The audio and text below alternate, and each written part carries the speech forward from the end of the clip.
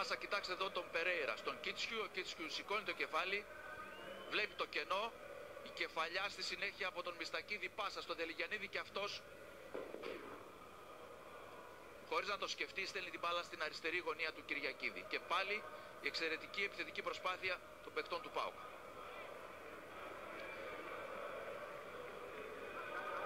Κίτσιου, κεφαλιά, πάσα, γκολ από τον Δελιγιαννίδη. Πρώτο για το κύπελο και ο ΠΑΟΚ απλοποιεί τα πράγματα μέσα σε 2-3 λεπτά. Και πάλι εδώ το κλέψιμο από τον Σάχοφ, 3 εναντίον 1, μόνο ο Χαντάκιας έμεινε, έβαλαν στη μέση το στόπερ του Πανετολικού, Σάχοφ, Μπίσεσβαρ, από την άλλη περίμενε ο Κουλούρης και πάλι το λάθος του Παπασογιαννόπουλου, το πρώτο στο παιχνίδι, αλλά πολύ σημαντικό εις βάρος της ομάδας του.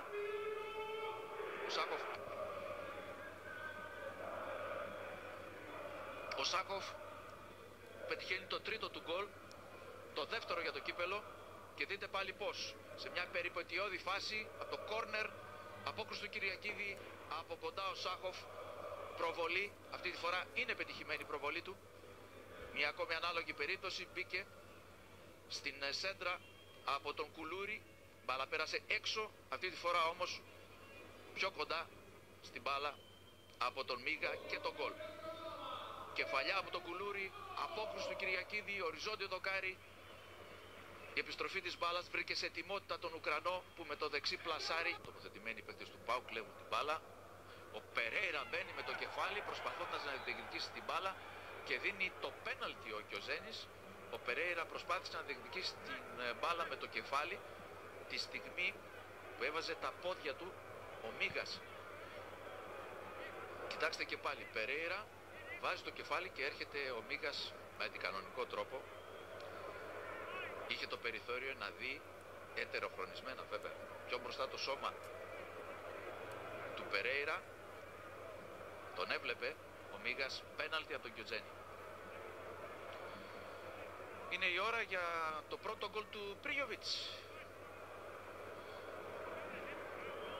Θα δούμε. Στο 77 πάντως δίνεται η ευκαιρία στον ΠΑΟΚ να πετύχει και ένα τέταρτο γκολ.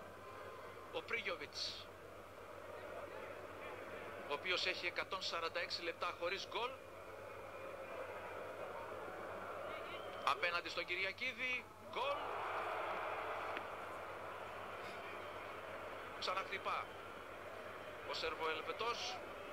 Τελευταίο του γκολ ήταν με την εναντίον της Σλάσκ, όταν η Λέκια είχε επικρατήσει 4-0. Από τότε έπαιξε 2-3 παιχνίδια, αλλά σαν αλλαγή. Άρα μετά από 140 λεπτά, να υπολογίσουμε και τα σημερινά στο παιχνίδι, ξανά πετυχαίνει γκολ. 4-0 ο ΠΑΟΚ, με αυτόν τον τρόπο που βλέπετε, στο πέναλτι που κέρδισε ο Περέιρα από το Μίγα. Και πάλι εκτέλεση.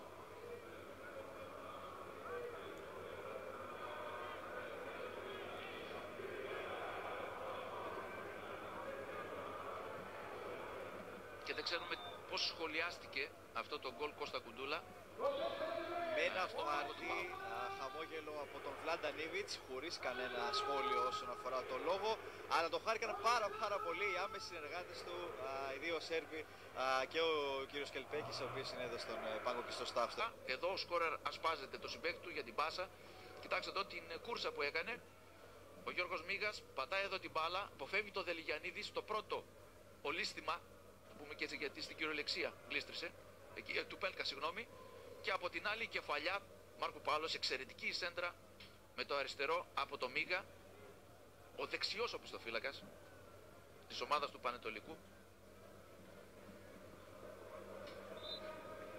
και το γκολ, αλλά και το τελευταίο σφύριγμα από τον Βαγγέλη Κιοτζένη που βρίσκει τον ΠΑΟΚ νικητή με 4-1 και φυσικά προκρινόμενος στους 8. Πάμε κατευθείαν στον Πάρη Τσελεπίδη.